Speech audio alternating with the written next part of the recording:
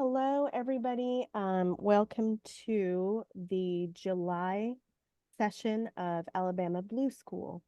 Alabama Blue School is a monthly online uh, training meeting, and it is for Alabama local Democrats by Alabama local Democrats. And this is just where we gather together to learn from each other how we can get Democrats elected all across our state.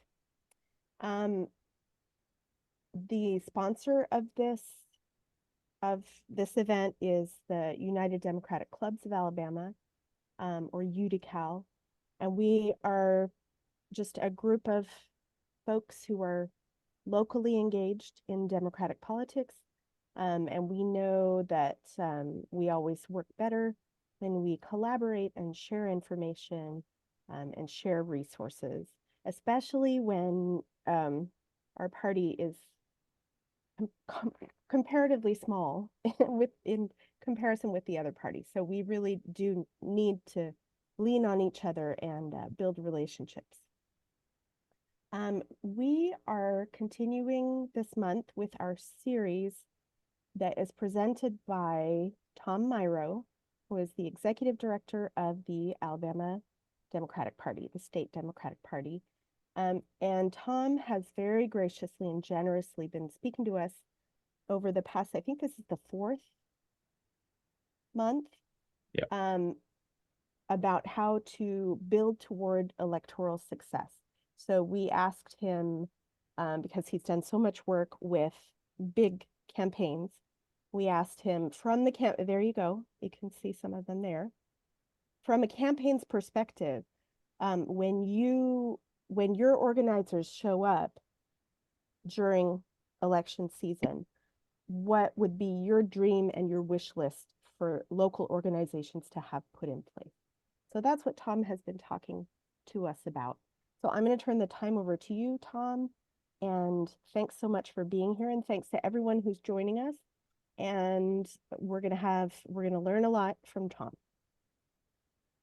Awesome. Well, thanks so much, Emily, for again providing this platform. Thank you everybody for jumping on at 7 p.m. on a Tuesday when there are other things you could do besides listen to me rattle on about organizing, campaigns, democratic politics.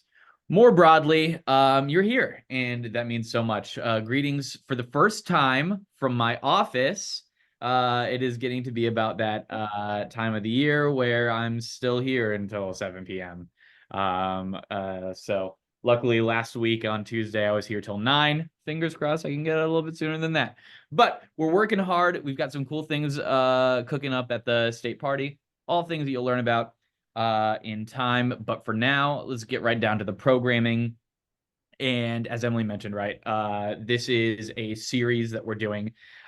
Sort of the vision that Emily came to me with was like, what would be the ideal if a volunteer and an organizer came to a campaign, what would be the ideal sets of information that they would be bringing to them to make sure that they're ready for electoral success. We've done 3 of these so far. And where we left off was training. We've just the last program that we did was about training, making sure that you have effective trainings. Now that we've trained our volunteers, it's time to think about the ground game, using that training and putting it to action. So let's kind of go over where we've started, where we've been. We've talked about finance. We talked about prospecting new volunteers. We talked about training our volunteers now that we've found them. And now we're getting into the actual execution of a field plan.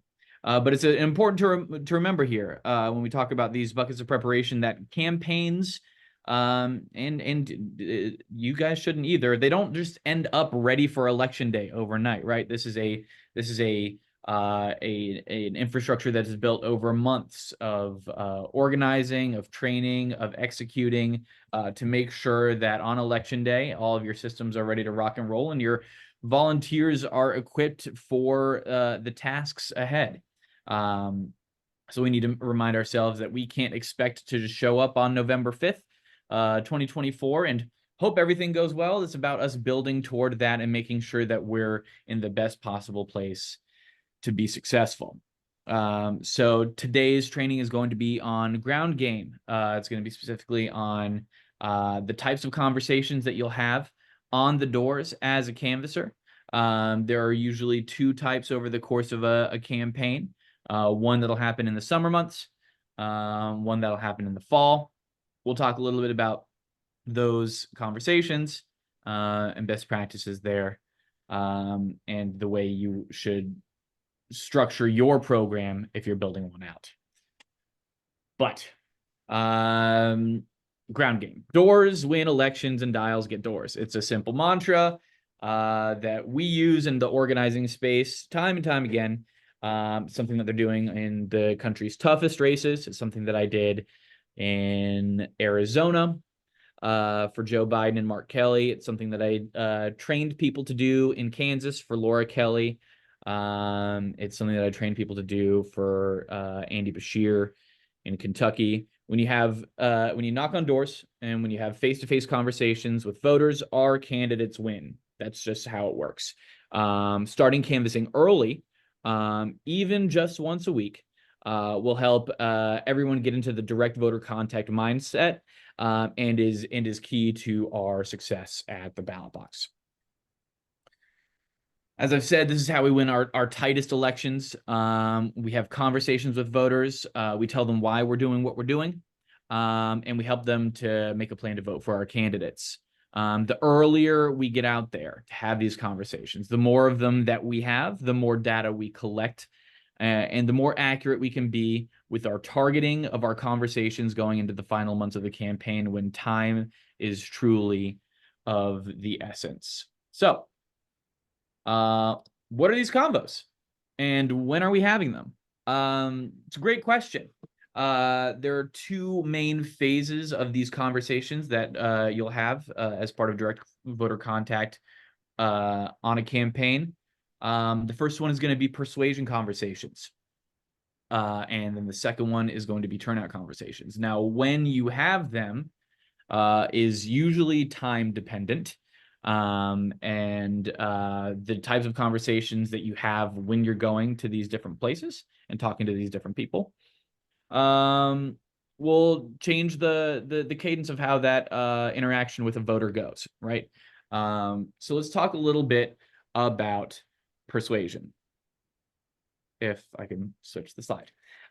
So persuasion conversations are done in the summer months, you guys. This is when the urgency is a little bit lower. And we're attempting to expand our base. We talk to folks who might not normally vote for our candidates outside of specific issues, or folks who always vote for our candidates when they go to the ballot box, but maybe they're not the most regular voters on earth, and that's okay. We need everybody on our team in order to win. But doing persuasion early on in the cycle is important because it helps build out our universe of supporters. It populates more folks in who we can reach out to once we've identified their support during our turnout conversations, right? Like this makes sure that we're reaching out to some folks that we think, maybe they're generally Republicans, for example, or generally lean conservative on a specific, on broader issues, but maybe we have reason to believe that they are an environmental voter, and we can talk to them about environmentals. And if we get them to say, okay, well, on this thing, I'm supporting your candidate, great. Now we have another person that we can tap into outside of our standard base of voters, who we can count on to help lead our candidates to victory in November. So this is a sharing environment, you guys. Who do you think would be a good target for persuasion conversations in let's just say Alabama, for example, because we're all here. Who would you guys think about populating into a persuasion universe? And you guys can come off mute and shout it out. It's fine. We're all women. here. Okay. Women. Okay. Any specific type of one. any specific type of women that you want to talk to who you think might need to be more persuaded? Well, there's a lot of women who are actually attached to other causes too. Like, for example, we do outreach to the feminist community, but then a lot of the people involved in that are also in the Ree Friedley community, the Okay. community that are interested in free reading. Yeah, So anyway, sometimes they're kind of hooked together. sure. Absolutely. Anyone else? I wish Marcia Sturdivant were here because she's always very good about this kind of this kind of That's okay. looking at data, looking at I would also think women in a certain age group, Okay. well, Okay. and younger women, I think, who have grown up with, Sure. reproductive freedom and have seen it be taken away from them. That's Yeah. somebody that I would want to. Yeah. Yeah. Both great answers. Any I other? think I think we also go with older women who, have daughters, granddaughters, women who their entire lives or their most of their reproductive years, there were good options available for them. Um, and we also forget that a lot of older women have terminations. Yeah. They are they close to menopause. Their other kids are in college and they're whoops. There are a lot of older women who want or need terminations for whatever reason. So I think older women, I think just like Robin said, women, just women. Just women. Just women is a great answer. It's usually the answer to any question that you ask. Women is Oh, you've been trained very well, child. You Very can see well. who's on this call. You know that's going to be the right answer. I have one other point to make is Sure. I think that well, I know that part of what Georgia did that was so effective was they reached out to rural communities and they went to places that hadn't been visited and nobody had knocked on those doors. And there are a lot of people who you encounter them and they say nobody's ever asked me to vote before. Yeah. Nobody's ever come to my door. And so there are all of these people who are eligible to vote and would vote Mhm. if they felt invited to do so. Sure. Yeah. That's a great response too, right? Like we can't forget that we're in the South and it matters when people come up to you and ask you for a favor. When sometimes that favor is, can you vote for me in this upcoming election? But that means a lot, that person to person, face to face request. Let's take a little bit of a look here. Let me Oh, see. sorry, Yeah. Tom. Huh? I think Janice, excuse Oh, me, Janice has had a comment in the chat. okay. Um, Janice, welcome to this discussion. Thank You're a you. Shelby County Commissioner. Thank Um, and yeah, you're not talking about reproductive rights in your work. So you. Sure. I'd love to, please tell us what you would like to comment on this. Well, I hear about the stance that Democrats are taking. Mhm. But the only thing commissioners do is look at the budget Yep. and help develop the budget, and Mhm. then they okay the spending. The budget is usually for wet and dry land. Now they approve liquor licenses and they're over the county manager and the county attorney, but it doesn't seem to me that we have anything to do other than to learn how folks want their money spent Mhm. at the county level, which Sure. has nothing to do with anything Democrat. Sure. Yeah, I mean, I think that's where I think especially a county commission race, right? That is the perfect place to have a kind of persuasion program. First of all, you could go in and you could like say, maybe I don't want to tell anybody anything about what I particularly stand on, but you can do a persuasion program where you start off and you knock on folks' doors and you say, what's the most important issue to you when you're thinking about your county commission race? And develop your platform from there, right? Like if folks come to you and they say, oh, well, my county dollars, I'd really like them to be spent in X way. And you start seeing that borne out, across maybe different demographic groups. Maybe you see one way that folks want their county commission dollars or their county dollars spent you're seeing like one trend in one geographic area and a different trend in another. That'll all help you target the way that you're approaching each of these groups to make sure that you're having the most effective conversations possible with the right folks. Now, I'm not going to pretend to be an expert in, municipal elections. They are a little outside of my expertise. I generally do major statewides, and have done a little bit of congressional work. And the municipals are a little bit tougher, right? But I think it also, as a candidate, you're much closer to your voters than a governor, a senator, even a congressperson would be. So I think that that's what I would do to try to figure out the way I would frame my messaging. Is I'd just go out, knock some doors, ask folks what they think, build from there if it's in alignment with your values, of course. And then talk about those things and the way you want to do your job to reflect your values and to do the job in a way that the voters would like you to. So it's not easy though, right? Because you don't get to lean in on these national trends, right? Unless you're the president of the Public Service Commission in Alabama, which your job isn't to talk about guns and things like that, but somehow you manage to make it your job to talk about guns and things. Oh, Twinkle, what a lovely lady. But does that kind of help out a little bit, just in like the way that you're thinking about approaching talking to voters, Janice? Yeah, it sounds like you're saying I'm trying to understand the public so that when I do speak in public venues, I'll know what to say and what voters' concerns are and how I will address them. Exactly right. Exactly right. Yeah. No, I think that, people elect you, right? They don't, I mean, they have ideas, but they're electing a person to execute those ideas. So it's important to make sure that, the things that you're listening to and the issues and solutions for those issues that you're talking about are in line with your values.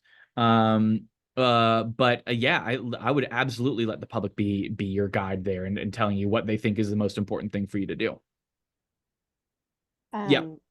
Sorry, I was just gonna say Mhm. I'm guessing as you move on and you talk about how persuasion works, I Yeah. mean, I think the first step is always listening, right? And so I think what I'm hearing you saying is in a race like Janice's, the conversations would be a lot of listening to people. Yes, absolutely. Yeah, absolutely. Because I mean, the larger the races you get, obviously, the more data you have to back it up, right? Like a congressional race is going to be able to lean in on national trends, right? They're going to be able to follow them as they see fit. They're going to be able to distance themselves as they see fit. It really adds a lot more flexibility, and they'll be able to tie into national polling data when they're making their decisions about the way they want to frame these things. Janice, that's not going to be a resource that's available to you, right? Like you're not going to have national polling data that'll tell you what the voters in your county are particularly interested in seeing their county dollars spent on, right? That's unfortunately not something that YouGov is tracking. That's okay. You're also so much closer to all of your voters, right? So you'll be able to go door to door, introduce yourself, ask them what's the most important to them, come back home after those conversations, put together a set of ideas that you think was reflective of your values and reflective of the needs of the community, and start campaigning on that. So that's definitely what I would do. Linda, you've got your hand raised. Oh, sorry. Yeah, I want to weigh in on this Sure. a little bit for her, not knowing what county she's in. But in Houston County, if you have a county party chair, go talk to them. Here, I've been able to get people on board with specific issues in our community, and I'll give you examples. The library here, we had a commissioner come out and say that he was in favor of defunding them if they didn't take these offensive books off the shelves. Well, of course, I got into that real quick. And I was able to get a whole bunch of people, some not even Democrats, to show up to the Houston County and the Dothan Houston County Library and push back on it. I got them to write letters to push back on it to that particular commissioner. And we were able to shut it down before he got too deep in it or the other commissioners made the same mistake. So I guess work with your county chair if you have one.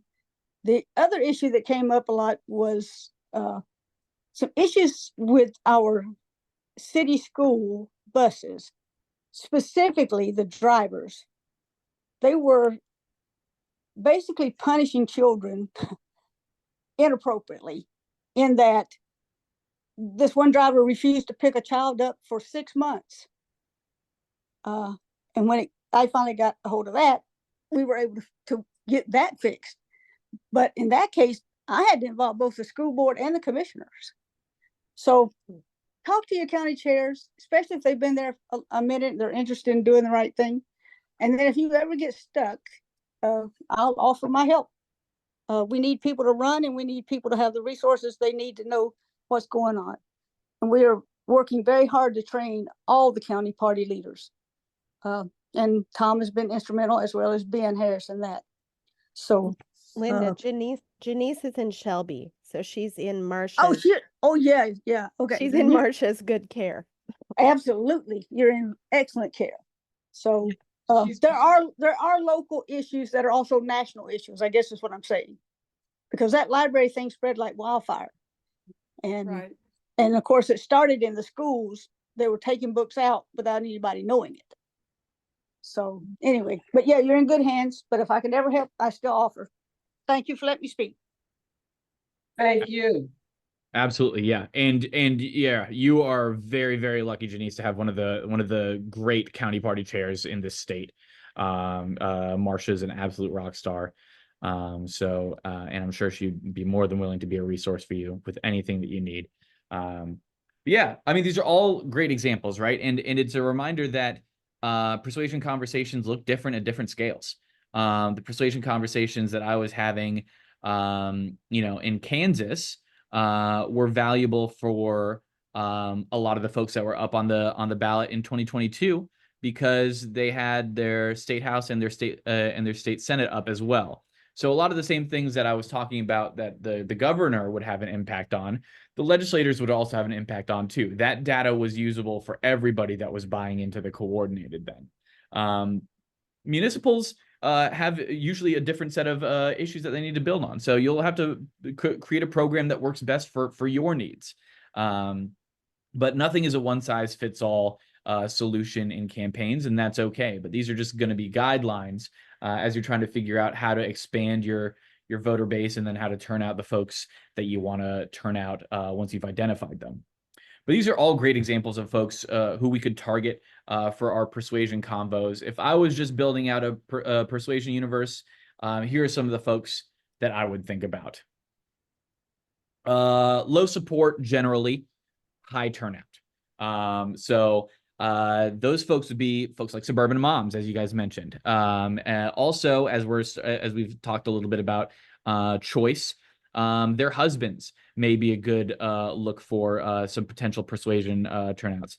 Older white voters. In Alabama, being white is a pretty good indicator that somebody's probably Republican. Now, that doesn't mean that we want to ignore them. We want to feel out how they're doing in the summer to see if we can get them to follow our candidates on any specific issues, identify them as supporters once we talk about our candidates' stances on those issues, and bring them over to us when we go into November. And then we had, as you guys mentioned, voters with specific policy or issue preferences. There are going to be a lot of folks that trend conservative on many, many things. But if we can win them over on things like, the libraries, for example, that is a great issue that is a comfortable one to try to cut across partisan lines to talk about, hey, we just want kids to have access to books that'll expand their minds and make them more equipped to go into the world, right? There are tons of folks out there who will support our candidates if they know what our candidates think about their specific issue. We also mentioned a couple of other folks here. Somebody mentioned young voters. That is a great persuasion tool. Now, they're usually going to go with us when they head to the ballot box, but they might have a persuasion of a different kind, which is to even go at all. This is especially true of this young generation. Millennials like myself, we were horrible voters when we were 18 to 25. We just didn't turn out. This generation is not that way. The 18 to 25-year-olds right now are incredibly good voters, but they vote for issues, not for partisan politics. It's incumbent on us as volunteers making these face-to-face conversations to remind them that the issues that they find most important are the issues that our candidates are on the right side of for them. Because when they do turn out and we remind them that these issues are with us on a partisan side, they'll vote for us every time. We'll have a lot of people who just vote in presidential years only. This is obviously, like, we're in a presidential year right now, so that a lot of that problem is taken care of. But our governor, all of our constitutional offices, we have a Senate race all coming up in a midterm year, and there are a lot of folks who only go out and vote for the president. Now, if we talk to them this year and remind them that, hey, we got elections coming up every 2 years that are very important in this state, like, that's a good way to move forward. And if you're building a program based around 2026, that's something that I would actively look at, right? Is folks who only turn out in presidential years. I have a feeling that they're going to trend more toward Democrats.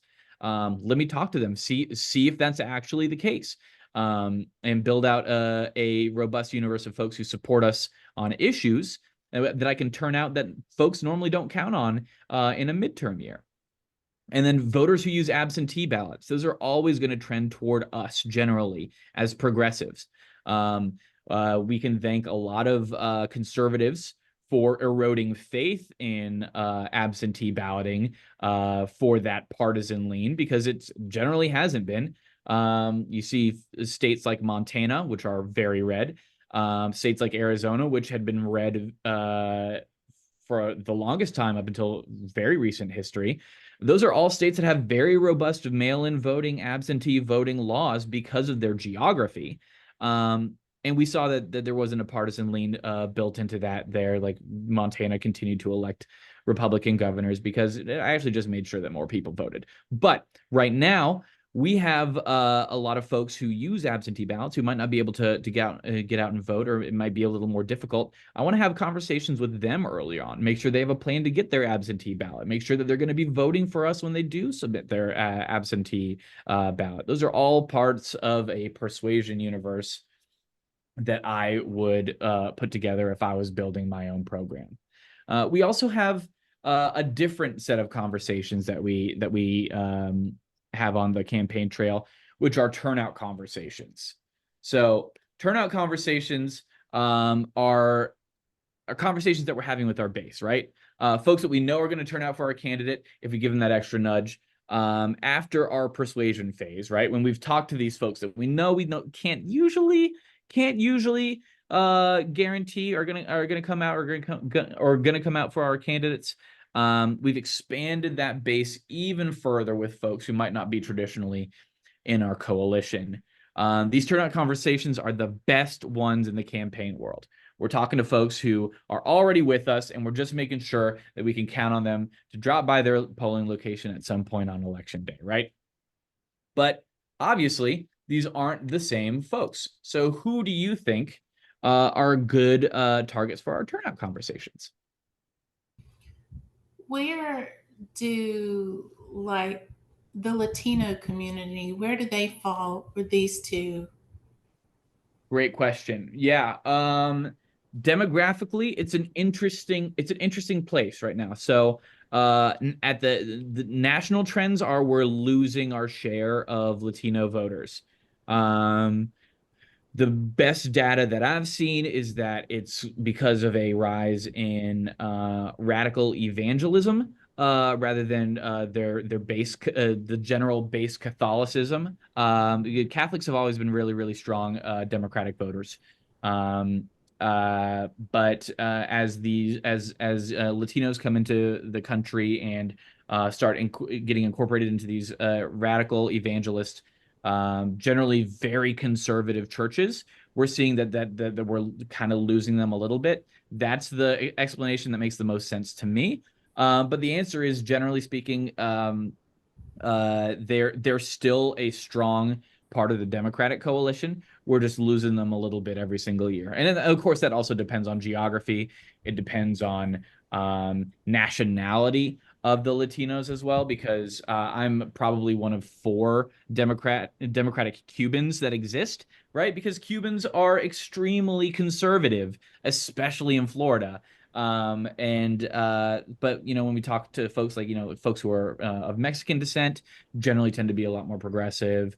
Especially when you get into like Central and South America, is generally very, very progressive as well, or generally very strong Democratic. I won't necessarily say progressive because there's a lot of cultural things there too, but generally strong Democratic voters. But they're still a part of our coalition. We're losing a share of them every year a little bit. My Great question. husband, my husband is from Venezuela, so I Okay. have a built-in translator to go with me to, I guess, um, like more rural areas where there are more Latinos like together. Yep. I think that might be a really good place for me to start. Yeah. It's all that is a great place to start, right? Because especially with somebody who has native capacity in a language, that is a massive step up. One of my best friends, white guy who has spectacular Spanish, ran a youth program in Nevada for their coordinated in 2022. A lot of the kids that he managed high school students as paid canvassers. His language skill was instrumental in helping not reach the kids. They all spoke English natively as well as Spanish. But explaining the importance of the work that they were doing to their parents, who didn't have the same grasp on the English language, and just wanted to understand what their kids were doing and how it was important to them and to the future of the country. So that's an amazing resource to be able to have to go knocking with your husband who can speak Spanish. That's fantastic. Thank you. Yeah, thank you. Janice had another comment in the chat Yeah. about speaking to people in gated apartment complexes. Tough one. Yeah.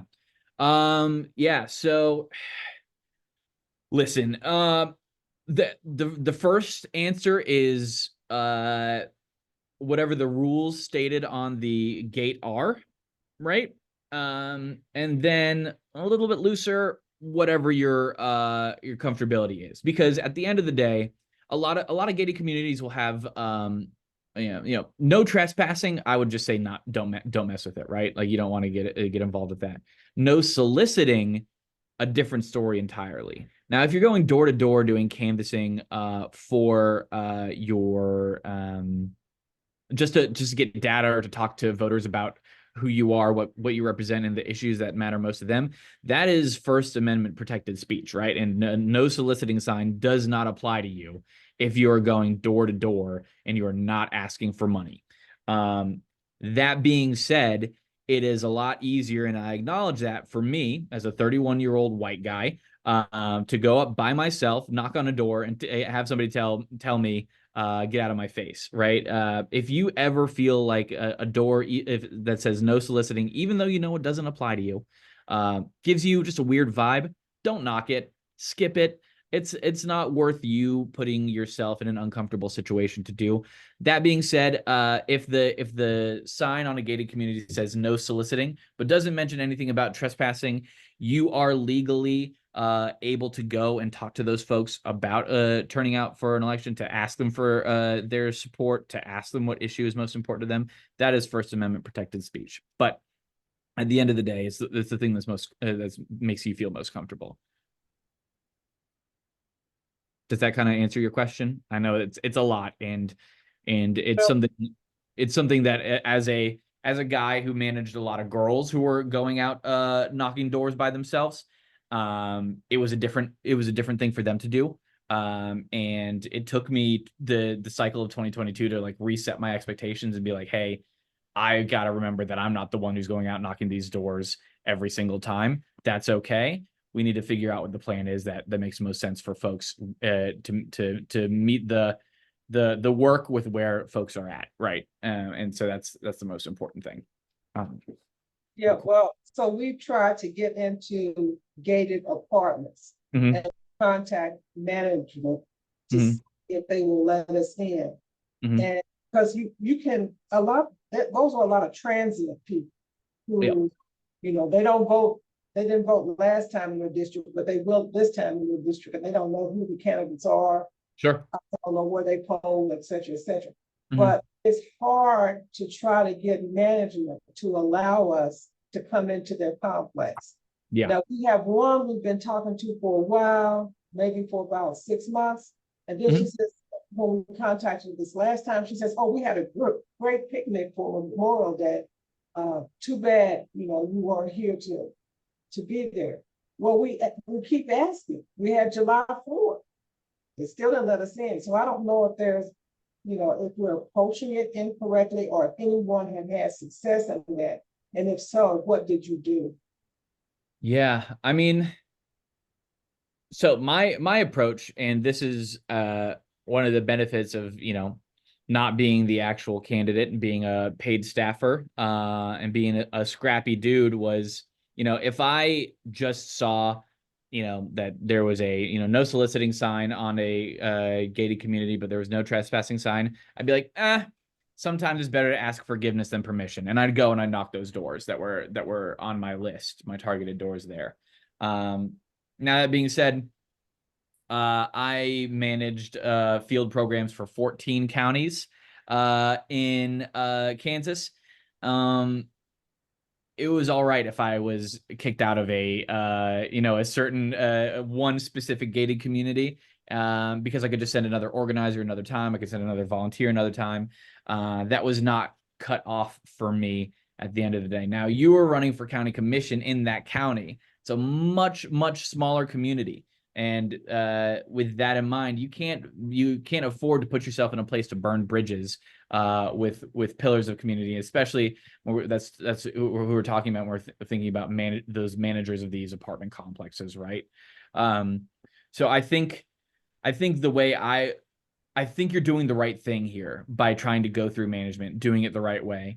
Now, if a volunteer of yours happens to squeeze in, okay, we'll let them know, you know, like, hey, that's not allowed. Got it. Thank you so much for letting us know. I appreciate it. We'll let them know that they can't get in there the next time. But for you, I think you're doing all the right things, which is trying to follow the proper procedures, doing your best. And I know that it can be frustrating, but remember that, you know, Shelby's not a small county. And I'm sure that you'll have other targets in other places too. I know it's frustrating that you can't get to everybody that you'd like to at the pace that you'd like to get them at. But that's okay. We're never going to be able to talk to every single voter in an election. It stinks because as a candidate, especially, you're no one's going to be a better advocate for you than you. But that's just the nature of how people live, right? We're not going to be able to get everybody where they're at.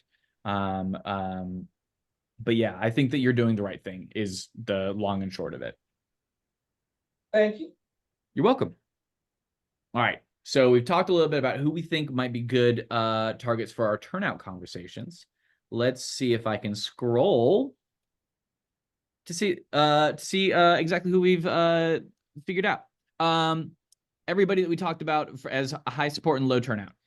Those are all correct, right? Like those are still the same people that even if we don't talk to them in our persuasion space, we're still going to want to try to hit them in our turnout targets, right? Because we know, generally speaking, they're going to support our candidates. We can make sure that we're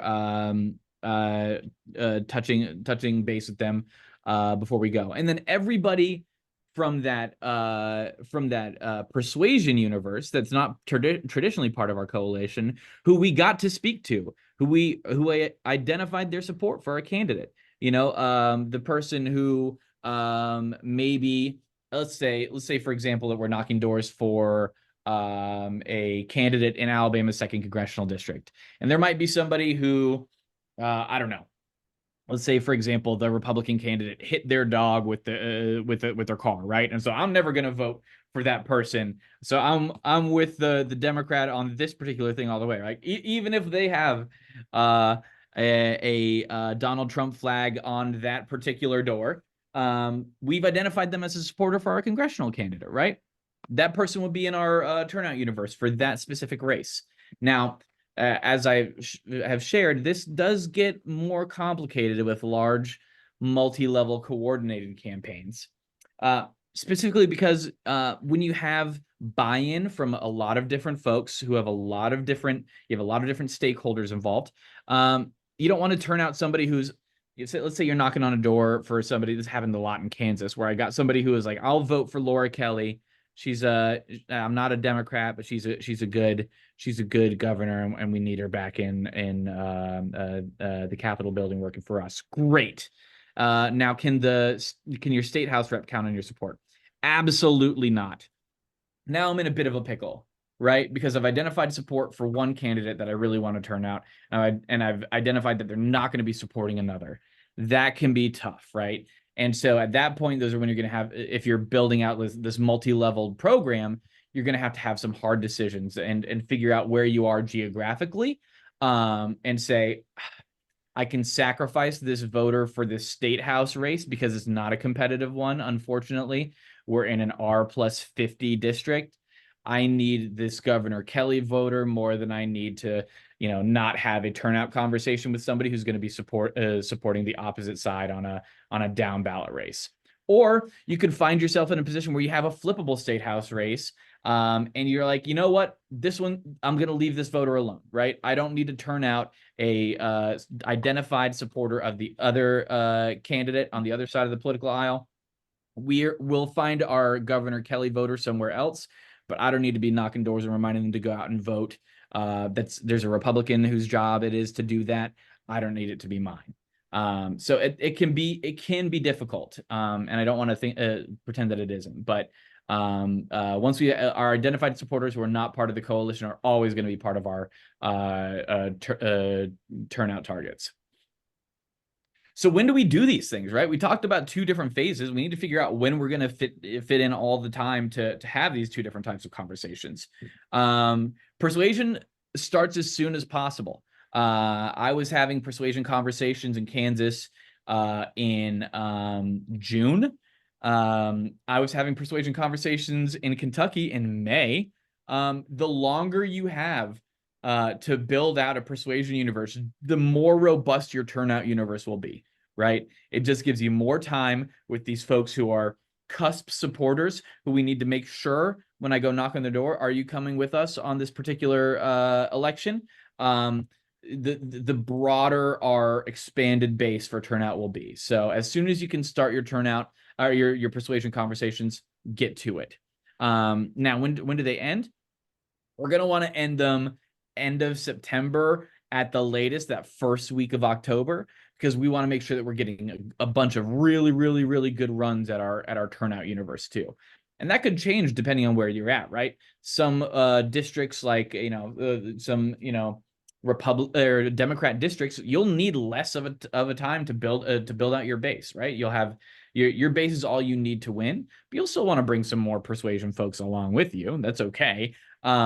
But you're going to want to spend more time in your turnout conversations to make sure that the folks that you need to win are going out to vote, because you're already at that partisan advantage.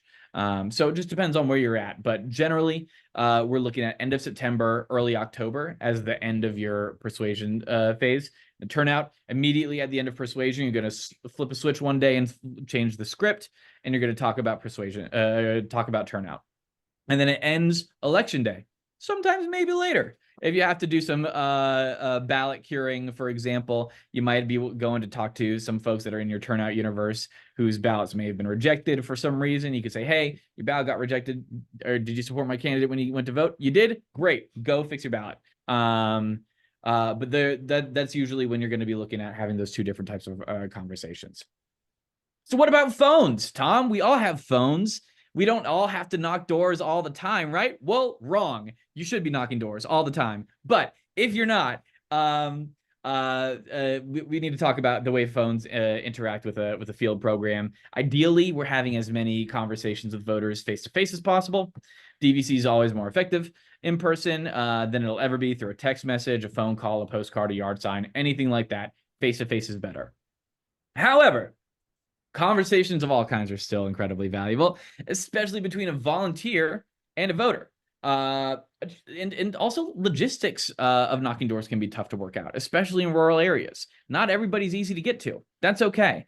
Phones can be used as the secondary method for direct voter contact and can be exceedingly effective outside of cities and towns and to reach some of your hard to talk to voters. I know this because I won a presidential race without knocking a single door in Arizona. We were completely reliant on phones.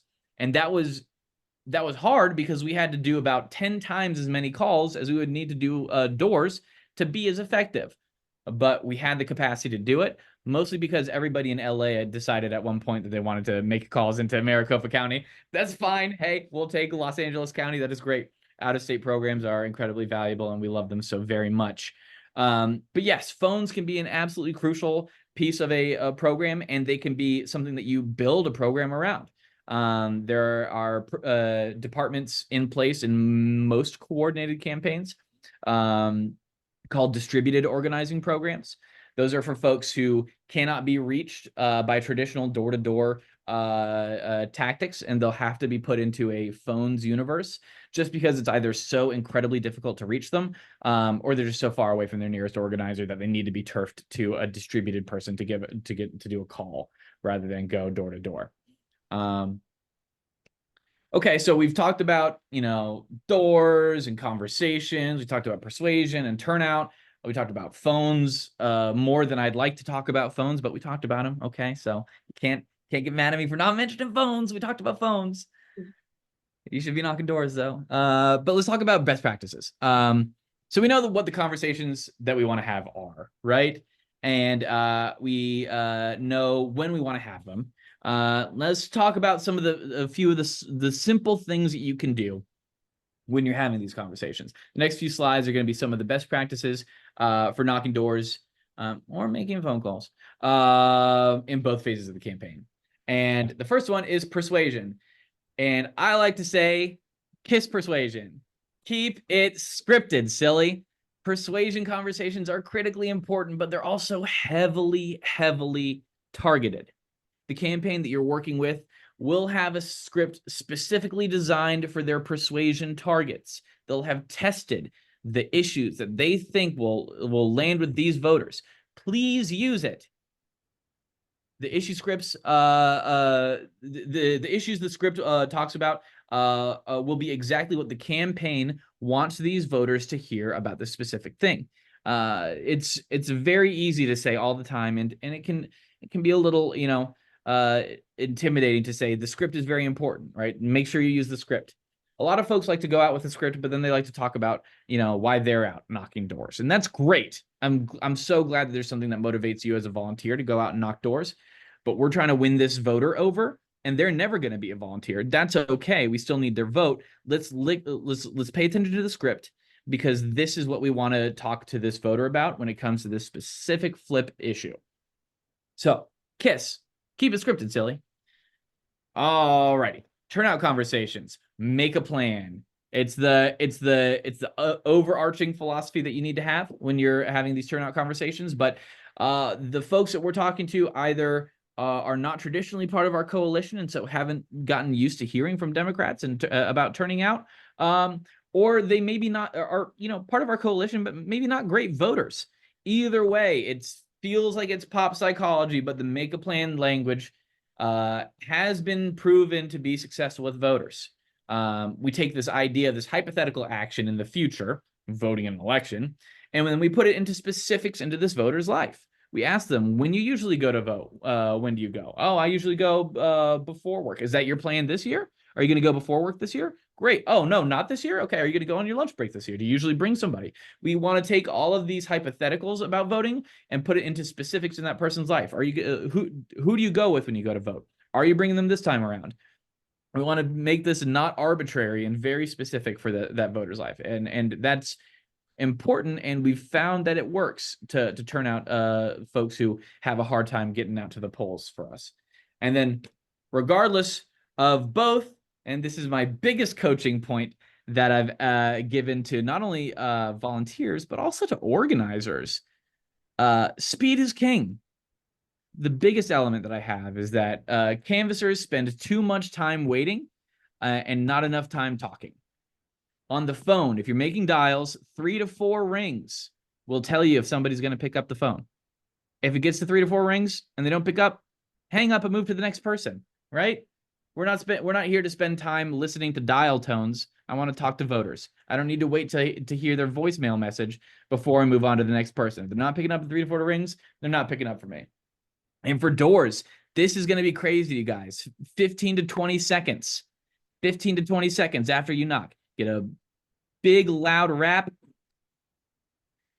15 to 20 seconds. If they're not there, they're not picking up. That's okay. Chances are we'll try them again another time. But we do not need to sit here and wait for somebody who's never going to answer the door for us. Our time is most valuable having conversations, not sitting on somebody's welcome mat and looking at the Ring camera, okay?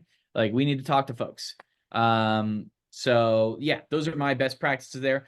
But canvassing, it's not rocket science, and it helps us win elections, but we can't ignore the truth. This is the hard part. It's not easy to do what you do. There's a reason why campaigns hire folks to do what you do. It's because this is not an easy thing to do. But when we do it all together, when we organize, when we divide up our lists among multiple people, many hands make light work. And that's how we'll win these elections. So with that, I'll turn it over to any questions. With all 5 minutes that I have left in my time, I will turn it over for any questions from the class.